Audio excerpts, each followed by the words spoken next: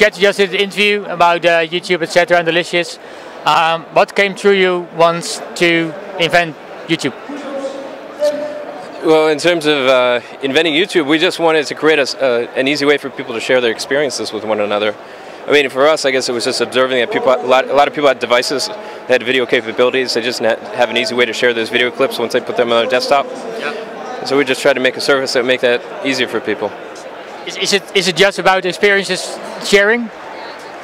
I think that's how we initially envisioned people using the service, just sharing personal experiences with one another.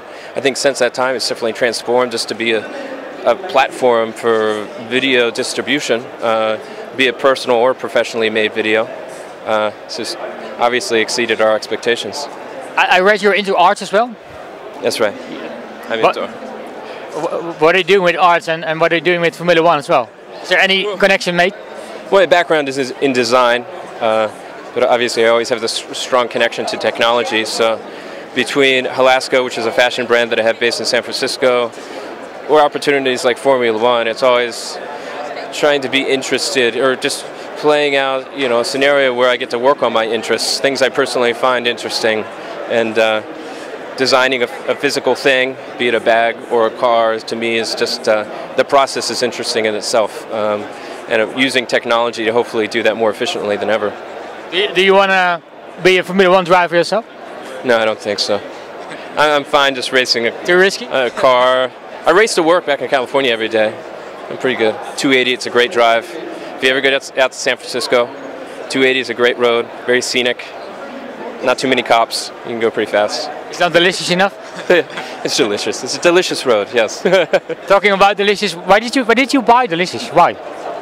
We bought Delicious because it was a great brand.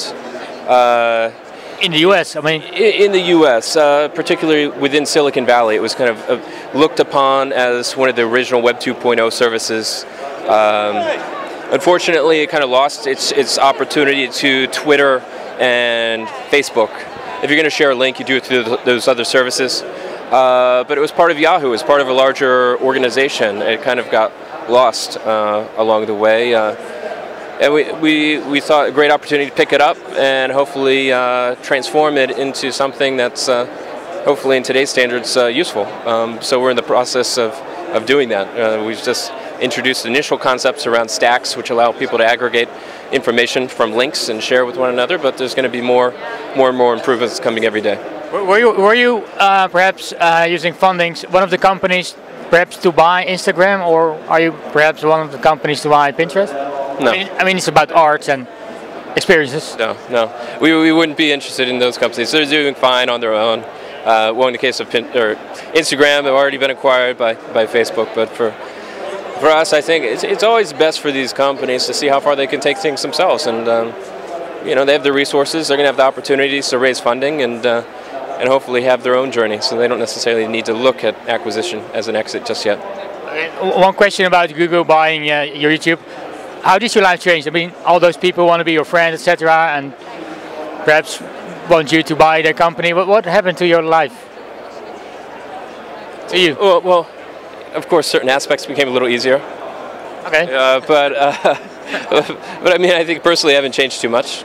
It's always about just doing what you love and hopefully having a good time. So that's how I approach life. Just take it one day at a time and continue to work on things that you care about.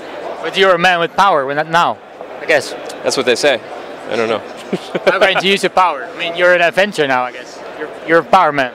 Well, I guess it gives me an opportunity to continue to create new things that hopefully people find useful. And instead of necessarily getting lost in the sea of startups, hopefully we can rise above the noise. Maybe that's just one advantage that we have.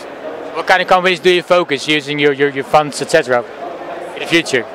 Well, we're just trying to help people make sense of information, so it's all about discovery. There's a lot of information on the web, more being created every single day, and for us, we're overwhelmed, and we're sure others are as well. So it's always approaching things from a personal standpoint.